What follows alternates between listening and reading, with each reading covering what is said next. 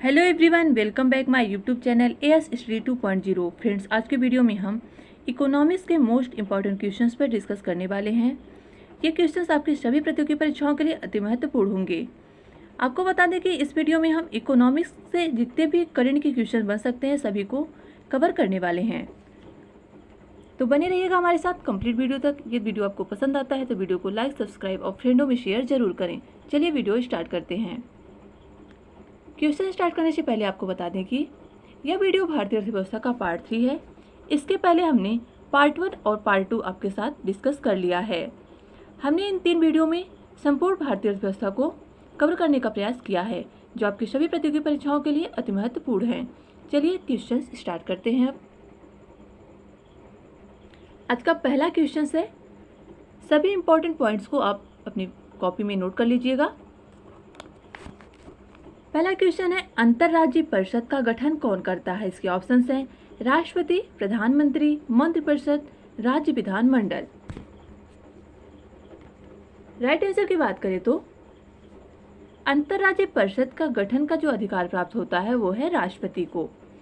अंतर्राज्यीय परिषद एक संवैधानिक एवं सलाहकारी संस्था है जिसका उल्लेख हुआ है भारतीय संविधान के आर्टिकल 263 में।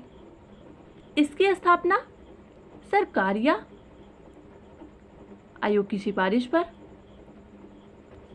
28 मई 1990 को की गई। याद रखिएगा, 28 मई 1990 को सरकारी आयोग की सिफारिश पर अंतर्राज्यीय परिषद का स्थापना किया गया और इसका जो उद्देश्य होता है 2 या 2 से अधिक राज्यों के बीच किसी भी प्रकार के विवादों का निपटारा करने के लिए सलाह देना। सारे फैक्ट्स याद कर लीजिए जो आपकी एग्जाम की दृष्टि इंपॉर्टेंट है। अंतर्राज्यीय परिषद के गठन का अधिकार किसको प्राप्त है? राष्ट्रपति को। और इसका वर्णन किस अनुच्छेद में है? अनुच्छेद 263 में। किसकी सिफारिश पर अंतर्राज्यीय परिषद का गठन किया गया? सरकारी आयोग की सिफारिश पर। और कब किया गया? 28 मई 1990 को। नेक्स्ट क्वेश्चन, अगला क्वेश्चन है, पीएम किसान योजना किस राज्य से प्रारंभ हुआ? इसके ऑप्शंस है गोरखपुर उत्तर प्रदेश से, भोपाल मध्य प्रदेश से, गुरुग्राम हरियाणा से, जैसलमेर राजस्थान से। प्रधानमंत्री कृषक योजना, प्रधानमंत्री किसान योजना, किसान का पूर्ण रूप है कृषक सम्मान निधि योजना। इसका प्रारंभ 24 फरवरी 2019 को गोरखपुर उत्तर प्रदेश से किया गया। इस योजना के तहत प्रत्येक सीमांत कृषकों को, यानी जिनके पास 1 हेक्टेयर से कम भूमि होती है, उनको प्रत्येक तिमाही 2000 रुपये प्रदान करना, यानी साल में 6000 रुपये दिया जाता है। लेकिन यह योजना अब प्रत्येक किसान को मिल रहा है। नेक्स्ट क्वेश्चन, ब्रिटेन वुड्स सम्मेलन के परिणाम स्वरूप किस अंतर्राष्ट्रीय संस्था का उद्भव हुआ? इसके ऑप्शंस है IMF, WTO, world bank. Option D है ब्रिक्स। ब्रिटेन वुड्स सम्मेलन के परिणाम स्वरूप 2 संस्थाओं का उदय हुआ था, जिसमें थे IMF और IBRD। इनको ब्रिटेन वुड्स की जुड़वा बहनें भी कहते हैं। किनको किनको? IMF और IBRD को। ऑप्शन ए राइट है इस क्वेश्चन का। IBRD और IDA की सम्मिलित रूप से वर्ल्ड बैंक बना। IMF और वर्ल्ड बैंक का जो हेडक्वार्टर है वाशिंगटन DC में है। कहाँ पे है? वाशिंगटन DC में। IMF जो कि अल्पकालीन ऋण प्रदान करता है और वर्ल्ड बैंक दीर्घकालिक ऋण प्रदान करता है। IMF में अगर हम आपको सदस्यों की बात करें, इस समय कितने सदस्य हैं IMF में? तो 190। और इसका जो लास्ट 190वां सदस्य बना है इंडोरा। ये सब इंपॉर्टेंट पॉइंट्स हैं, इसलिए आपको बता रहे हैं।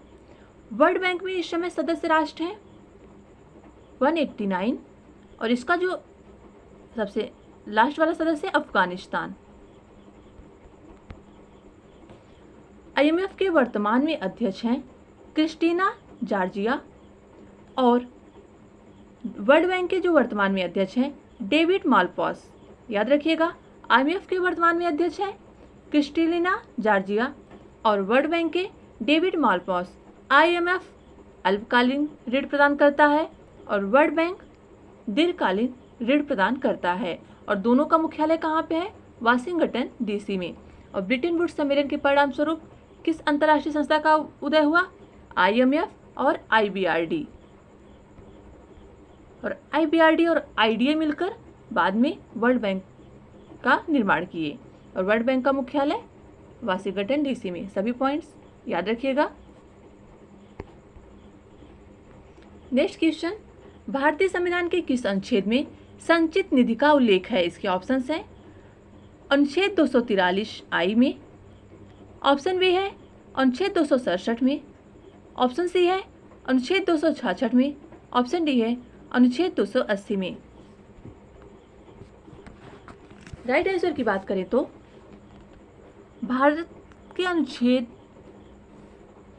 भारतीय संविधान के अनुच्छेद में ऑप्शन सी राइट होगा। आर्टिकल 266 में संचित निधि का उल्लेख है और आर्टिकल 243I में है राज्य वित्त आयोग।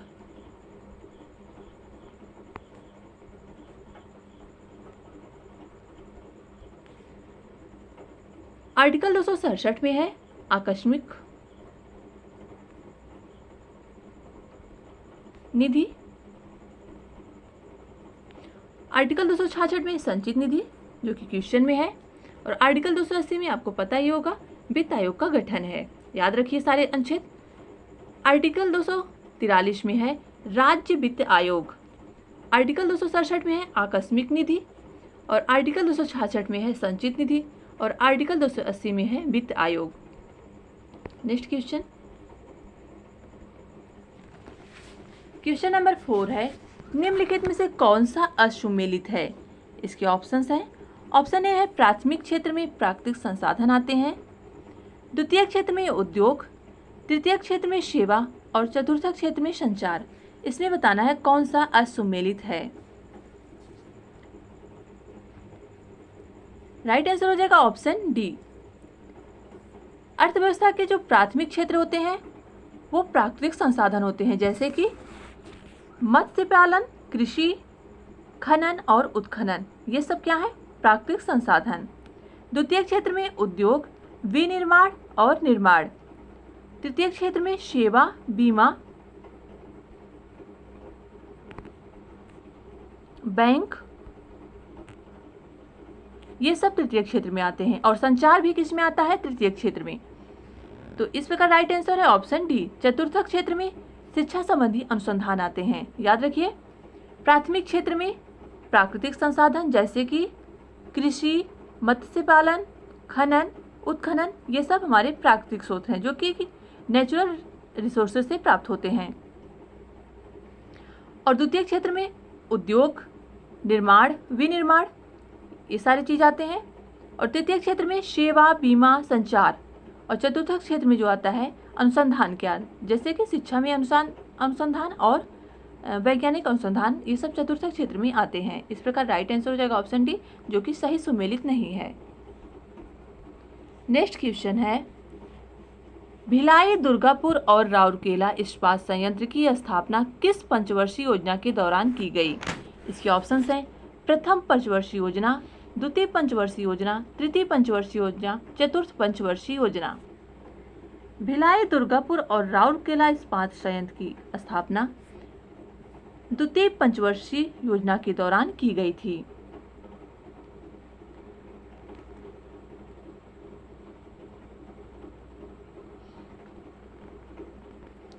द्वितीय पंचवर्षीय योजना जो थी वो उद्योगों के विकास पर आधारित थी और जो मॉडल था तीसरे महान-44 मॉडल पर आधारित थी। उस समय भिलाई, दुर्गापुर और राउरकेला इस्पात संयंत्र की स्थापना हुई।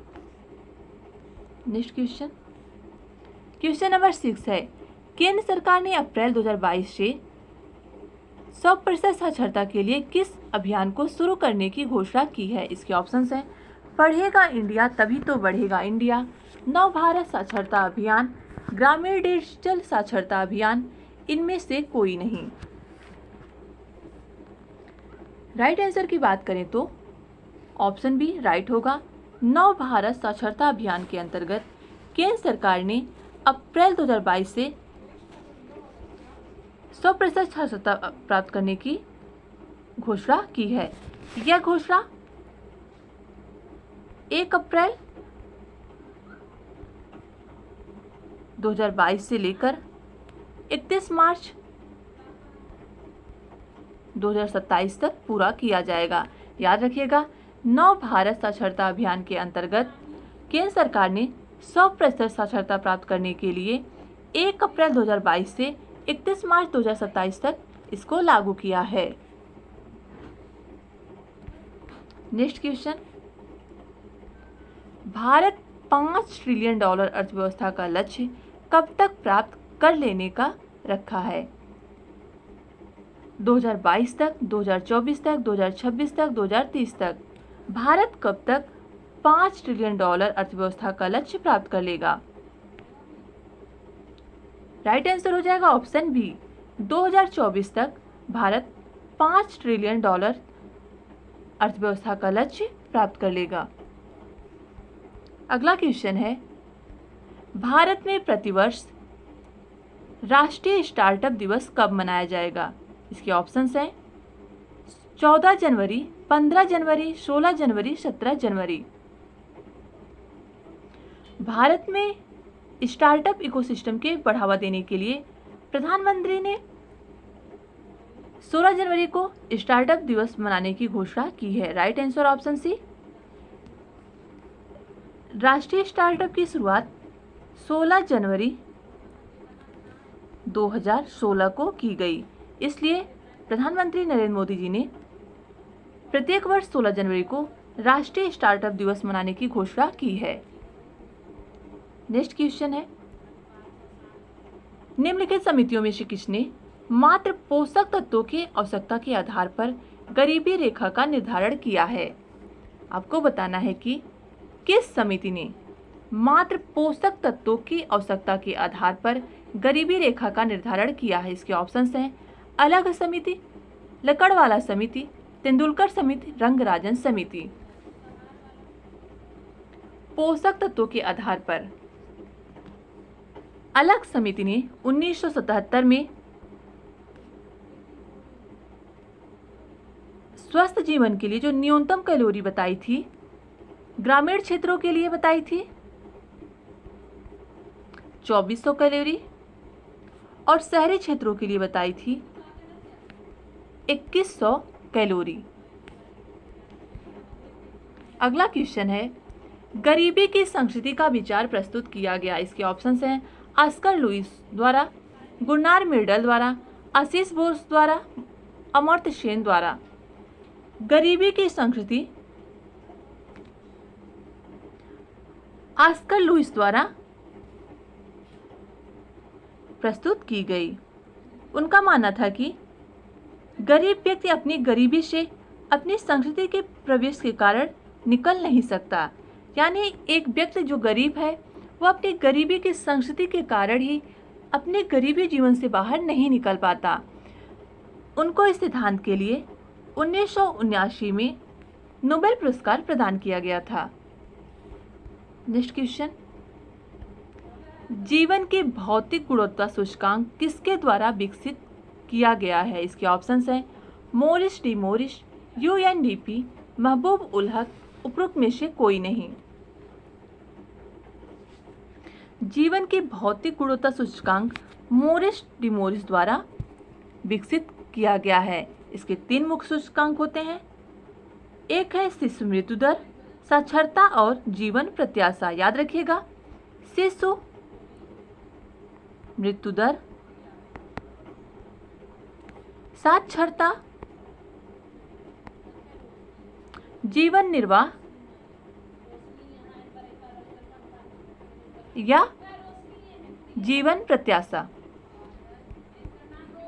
नेक्स्ट क्वेश्चन, वर्तमान में जनसंख्या के सुखों का परित्याग किए बिना भविष्य के लिए ऊर्जा तथा अन्य संसाधनों की बचत में से कौन सी अवधारणा की परिभाषा है?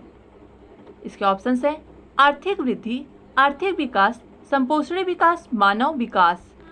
वर्तमान में जनसंख्या के सुखों का परित्याग किए बिना भविष्य के लिए ऊर्जा एवं अन्य संसाधनों की बचत संपोषणी विकास के अंतर्गत आता है। राइट आंसर ऑप्शन सी, संपोषणी विकास।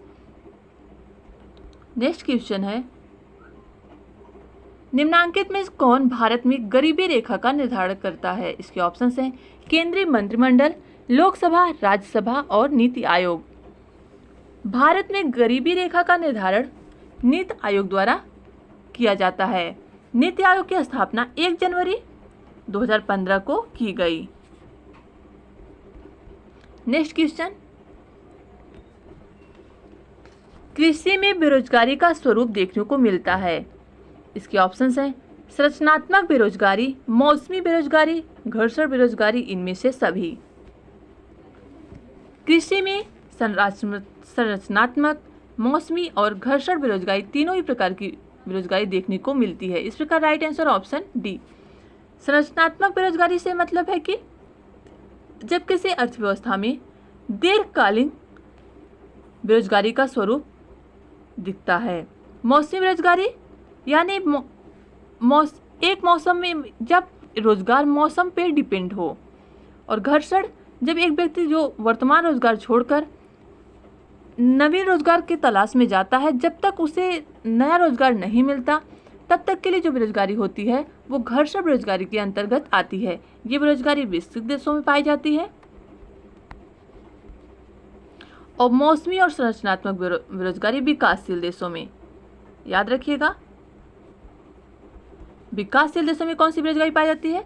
संरचनात्मक और मौसमी। और घर्षण बेरोजगारी ये विकसित देशों में पाई जाती है। और भारत में किस प्रकार की बेरोजगारी है? संरचनात्मक। याद रखिएगा, भारत में संरचनात्मक प्रकार की बेरोजगारी है और कृषि में ये तीनों प्रकार की बेरोजगारी देखने को मिलती है। Right answer option D. Next question है, राज्य स्तरीय मानव विकास रिपोर्ट जारी करने वाला प्रथम राज्य है। इसके ऑप्शंस हैं केरल, राजस्थान, मध्य प्रदेश, उत्तर प्रदेश। राज्य स्तरीय मानव विकास रिपोर्ट जारी करने वाला प्रथम राज्य है Kerala, option A. Next question, निम्नलिखित में से कौन सा एक असमानता घटाने का उपाय नहीं है? इसके ऑप्शंस हैं न्यूनतम आवश्यकता कार्यक्रम, अर्थव्यवस्था का उदारीकरण, करारोपण, भूमि सुधार।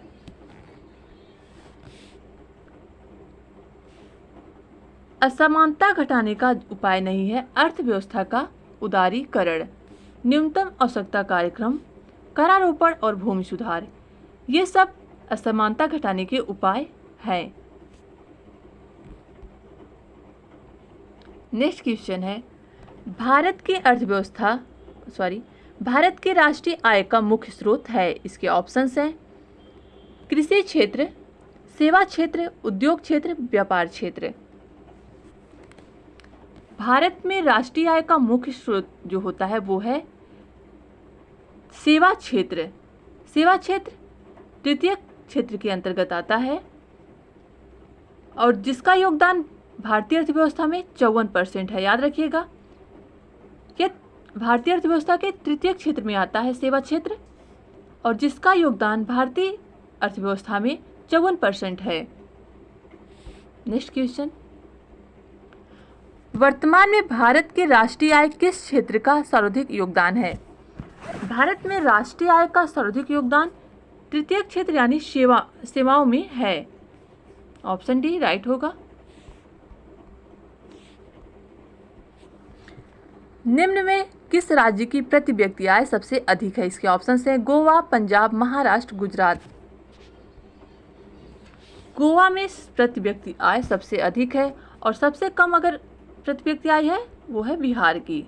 सबसे ज़्यादा कहाँ की? गोवा की, और सबसे कम बिहार की। नेक्स्ट क्वेश्चन, ग्रेसम का नियम निम्नलिखित में से किससे संबंधित है? इसके ऑप्शंस हैं उपभोग एवं मांग, आपूर्ति एवं मांग, मुद्रा के प्रचलन, घाटे की अर्थव्यवस्था। राइट आंसर हो जाएगा ऑप्शन सी। मुद्रा के प्रचलन से ग्रिशम का नियम संबंधित है। उनका कहना है कि नई मुद्रा पुरानी मुद्रा को प्रचलन से बाहर कर देती है। नेक्स्ट क्वेश्चन, ऐसे विदेशी मुद्रा जिसमें शीघ्र ही पलायन कर जाने की प्रवृत्ति हो वह कहलाती है। ऐसी मुद्रा जिसमें शीघ्र पलायन कर जाने की प्रवृत्ति होती है वह क्या कहलाती है? दुर्लभ मुद्रा, सुलभ मुद्रा, स्वर्ण मुद्रा, ऑप्शन डी गर्म मुद्रा। राइट आंसर हो जाएगा ऑप्शन डी गर्म मुद्रा यानी हॉट मनी, जिसमें शीघ्र पलायन कर जाने की प्रवृत्ति होती है, जैसे कि अमेरिकी डॉलर और यूरोपियन यूरो, ये हॉट मनी में है। नेक्स्ट क्वेश्चन, हवाला क्या है? ऑप्शंस हैं विदेशी मुद्रा का अवैध कारोबार, कर वंचन, शेयरों का अवैध व्यापार, किसी विषय का पूर्ण विवरण। राइट आंसर हो जाएगा ऑप्शन ए, हवाला विदेशी मुद्रा का अवैध कारोबार है। याद रखिएगा, हवाला एक प्रकार का विदेशी मुद्रा का अवैध यानी इलीगल कारोबार है। अगला क्वेश्चन है, स्वतंत्रता पूर्व भारतीय राष्ट्रीय आय के संबंध में किसने अनुमान लगाया था? इसके ऑप्शंस है नेशनल सैंपल सर्वे, केंद्रीय सांख्यिकी संगठन, नौरोजी व सिराज ने, उपरोक्त सभी ने।